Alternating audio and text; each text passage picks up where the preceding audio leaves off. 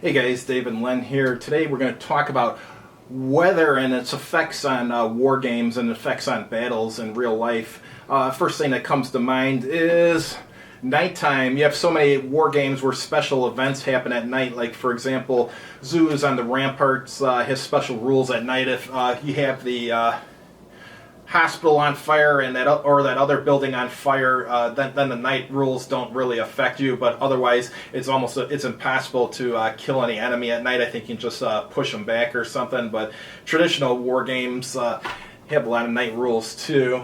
Oh yeah, a lot of times what happens is that during the day, each turn, say like you have each turn is an hour. At night there'll be like 3-4 hours, so maybe like 2 night turns, and you can't move into a zone of control of your opponent. And also I was thinking with some of these skirmish or tactical games, the range is definitely reduced. There might be command control problems, and also sometimes it has a negative effect on the morale. So yeah, night's a good one. Yeah. Another one that would come to mind is mud. There's been so many East Front games where you have turns where there's considered mud because the snow's melting or whatever, and then your movement slows to a crawl. That's happening in a lot of East Front games. Well, it's happening in a certain East Front war right now. Yeah, it is. Yeah. We're all waiting for the certain winter offensive to start, but I found out that the winter there is unusually warm. The average temperature was 20 degrees above average. Hence, the ground never froze and the rivers never froze, so somebody's tanks couldn't roll. Yeah. And now the mud is coming. A rainy season is starting, and the Germans thought that General Mud was a worse opponent than General Winter. Yeah, I mean, mud and stuff, I mean, that's really dangerous when it's cold out. I mean, you're more... I've taken some survival classes in the past. I mean, the coldest part of winter, obviously, is dangerous, but the most dangerous part of winter is actually when it starts thawing and the ground's all wet, because if you get all wet in weather like that and you can't get dry, I mean, you're going to die of hypothermia. For example, on the East Front, the Germans had, like, wool coats, and the Russians had... insulated like uniforms. I don't know if they were insulated with cotton or whatever, and those were actually warmer than the German wool coats in the dead of winter when it was dry. But however, when it thawed out and the ground was wet, once you get cotton wet, it loses 100% of its insulation value, whereas wool, when it's totally soaked, it still retains 70% of its insulation value. So during the thaw, the Russians were in actually a worse situation than the Germans as far as hypothermia, since they were insulated with cotton, basically. Well, somebody said that actually Napoleon's retreat from Moscow, the problem was not the bitter cold, but it was like, it wasn't as cold as it usually is. So you had people, you had rivers that weren't frozen, so you had to wade in and get wet. And then people can die of hypothermia at 60 or 70 degrees because they had problems. They didn't have tent equipment or anything. So that by the time the real cold weather came, a lot of Frenchmen had frozen to death. Of course, a lot of Russians had, but we never want to get into that. Yeah, one thing, it's amazing that during the winter part of the Napoleonic Wars, that any soldiers survived, because I mean, all they had to keep themselves warm at night was essentially a small, well, I wouldn't say small, a regular-sized wool blanket, and that's about it. I mean, wool's warm, but it's nowhere near as warm as like the sleeping bags you use for camping or anything. So it's amazing those guys were able to survive, and their clothing, I don't know if they found a way to insulate it or what, but I'm just surprised they didn't all die of hypothermia. Well, one thing is, until the Napoleonic Wars, everybody went to winter quarters. And in the Napoleonic Wars, what happened was the Russians spent most of the campaign season just marching to the theater. Everybody was walking on foot. So you had to extend the campaign season into winter, otherwise the Russians would go home. And so, also some winters are really mild. 1758, Frederick the Great's great comeback year. His campaign season started early because there was like an early spring thaw or something, so they were able to plant crops early, so we harvest them. And the thing was, the winter was so mild that I think the last battle of that campaign season was actually in the first week of January. There was some, actually, a couple thousand troops, but yeah, it does qualify for as a battle someplace. And that's true. Sometimes mild winters can have an effect on campaign. Another weather effect, well, snowing in general. I mean, snow makes movement more difficult. As far as the coldness, it's usually in the warmer part of the winter that it snows, because at least in Chicago, once it gets down to about 0 degrees Fahrenheit, it no longer snows anymore. So on days where it's snowing, you know for sure it's not too cold. And also, well, sometimes I like those real cold days in which there's no snow on the ground. Take below 0 with no snow anytime. You don't have to shovel really cold weather. Yeah, the temperature doesn't bother me unless it's windy. I mean, pretty much any weather we get out here I can deal with if there's no wind. But if it's 5 below or 10 below or whatever, and you got wind making it like 30 below 0, I mean, that's when you're in trouble. Yeah. Yeah, I remember one time it was about 33 degrees above freezing, but they had a strong wind, so it felt like it was freezing. Yeah, this year I don't think we had a single day below 0, did we? Not below 0, but we had some in the teens. Right. Yeah, this is the warmest winter I've ever seen in my life. Yeah, but there's one winter we had no snow in December and January, but then first Sunday in February, Super Bowl Sunday, a big dump. I remember this was in the 1980s, probably I would say 1981, 1982, something like that. I think I would say, yeah, something like that. But it was wintertime, and it was actually Christmas, and I was in the backyard playing in shorts when I was a kid. It was so warm that day. Ah, boy. Of course, there's the other effect, hot weather. Mm-hmm. Well, actually, there's several types of.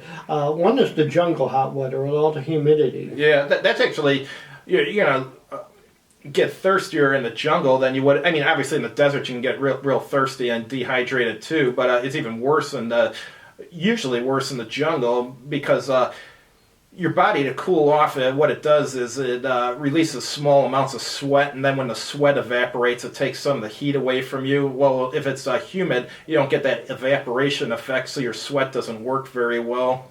Yeah. Whereas in the desert, your sweat actually does work. Like the Bedouins and stuff, they cover their whole body, so their sweat, what do you call it, lingers, you know what I mean? And they claim that they're actually stay cooler. Being completely covered up like that than otherwise. Don't forget, if you're wearing like white robes, the whiteness reflects the light. That's true, yeah. So actually, I always consider it very strange is wearing these long white robes, which are cooler than if you were wearing shorts and a t-shirt. Mm-hmm. Yeah. You know, in Afghanistan, you ever see what they call man dresses? It's essentially you got a pair of pants, and then the shirt goes down to your knees, basically. And the U.S. troops nicknamed them man dresses. So those actually have a purpose. It's for going to the bathroom. So, I mean, they can go to the bathroom basically like in public without anyone seeing anything because the shirt, goes down to their knees and stuff. That's why that get-up exists. Ah, yeah. Well, actually, Afghanistan, that's the traditional dress of the Macedonians. Because if you see, like, any book on Macedonian or Alexander the Great, you start seeing people who look like Afghans. They have that one, like, mushroom hat and things like that.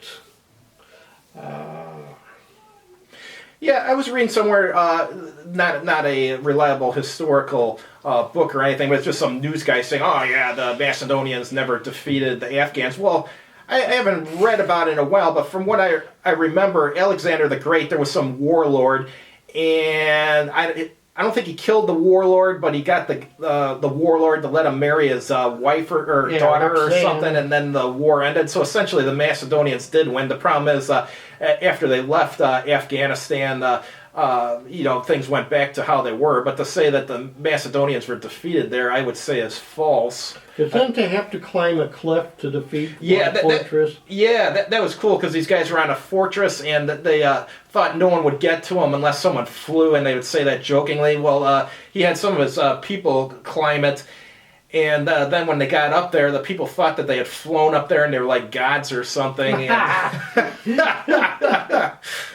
Also, one of the things, with jungle hot weather, you also deal with a lot of diseases. Yeah. And a lot of mosquitoes. You get malaria, you get yellow fever, and such.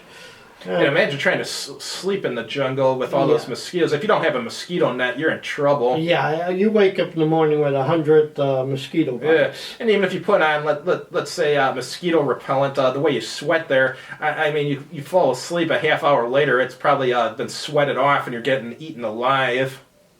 Somebody, when he reported for duty in New Guinea, he was a flyer, and his commander told him, the Japs are trying to kill us, but so are the alligators and the insects, and it seems like we are the test case for every disease known to mankind. You're in an area that's trying to kill you. Mm-hmm. I was watching something on TV about the French Foreign Legion, and they have somewhere in South America where they train. They showed the jungle training there. I never saw anything like that in my life. I mean, those guys are tough dealing with training like that. I mean, they're completely covered in mud for like a week at a time and stuff, and being eaten alive by every kind of insect on Earth. Swimming through rivers with caiman in them and stuff. Those guys are badass. Yeah. Well, one advantage of jungles, there's probably water nearby, of course. But you gotta purify it or boil it. Unlike in a desert where water may be a thing you'll rarely see. Mm-hmm. So you, a lot of times with the caravans, they always travel at night. And they navigate by the stars. Because in a desert, you probably have almost always clear sky. Yeah. So they think it's foolish to go out. You don't want to move around in the daytime in the desert unless you have to. I mean, they tell like survivalists if you're lost in the desert, just to hunker down during the daytime and then move at night. Because I mean, at night it gets frigidly cold in the desert. I mean, it can get anywhere from like 50 degrees to like practically zero. Yeah, because at night the ground loses all its heat. Mm-hmm. And anywhere with water, it tends to keep the heat. Right. Yeah. And of course, we got to talk about rain and typhoons and storms. Oh, yeah. Things like that. Yeah, well, rain, everyone who's been in the military knows rain is uncomfortable to operate in, shall we say. No one likes being wet 24 hours a day and stuff. Yeah. Of course, in the jungle, if you're in the rainy season, you're wet every day. Yeah, well, usually they train people to fight in the jungle where they keep... they wear their wet clothes during the day, and then they have like a dry bag with some dry clothes that they can sleep in at night. So at least they're sleeping in something dry. They'll keep the dry, the fungus and stuff away for a while. Yeah, because I was about to say in training, if you didn't do that, you'd lose too many guys in training. Yeah. And on the campaign, well, you do the best you can. Mm-hmm. But in jungle, set up a hammock and try and sleep in dry clothes if you got a dry bag with you. Also, storms, whether they be hurricanes, typhoons, and... Yeah, well, I mean, those can prevent a battle from occurring. I mean, you can have two armies lined up, and if a huge storm shows up, most likely they're not going to fight. There was one Napoleonic battle in Spain, I think it's Alberta. Anyway, what happened was there was a sudden rainstorm, and as it was dying out, the Allied right wing, there was like a squall between the Spanish troops and the French. The thing is, the French side, the squall was transparent, while it was opaque on the other side. So the Spanish troops are going, okay, no problem. The French cavalry formed up, and then at a certain point just rode through the wall. And all these Spanish poor guys, they were unprepared for this. So there was also with clouds. I think cirrus clouds are these high altitude. They're the little fluffy things. When you're flying below it, they are opaque. You can't see above. But when you're flying, below it, they're opaque. Above it, they're transparent. And of course, I didn't know that. During World War II, you tried to get above these things. Makes sense. Yeah. And I was recently reading about the typhoons that sunk a few ships. I was about to say that, like hurricanes. Yeah, typhoons are just hurricanes that take place in the east, right? Yeah, hurricanes and typhoons are in the Pacific. Oh, okay, and hurricanes are in the Atlantic. Okay. Yeah, I think they have different words if it's in the Indian Ocean. Oh, okay, gotcha. That's the differentiate. If you say Typhoon Mary, then well, it's in the Pacific. They misjudged or miscalculated. So when the fleet stopped to refuel, it's all like, holy mackerel, we were having bad weather coming our way. and the problem is a lot of destroyers were not fully fueled up, so they were riding high, which made them top heavy. Gotcha. Yeah. Oh, another effect. The Battle of Fallen Timbers is an important battle against the American Indians in Ohio. And the thing was, a week or so before the battle took place, a tornado came in, knocked a whole bunch of trees down. So the battlefield, you had all these fallen trees. Of course, it didn't help the Indians any. They were routed by Mad Anthony Wayne and the Americans, and it took only like a couple hours. So. Gotcha. Yeah, I always note that, a lot of war games always keep in mind about weather. Well, also windy days, if you're having an airborne operation, if the winds are above a certain limit, it's not safe for guys to parachute or for gliders to try and land or whatever, assuming you're in World War II. Yeah, because a lot of times the wind speed on the ground, which isn't pretty nice, is dangerous for the paratroopers. Yeah. So it's hard to calculate. Yep. So... But we note that in many games, they do take into account conditions and weather and how they can affect the games. Even if it's just, first 3 turns, there's fog, so you can't shoot more than 1 hex. Right. So, all right, anything else? Nothing else I can think of. All right, thanks for watching, guys. We'll have a new topic for next week. Have a good one. All right.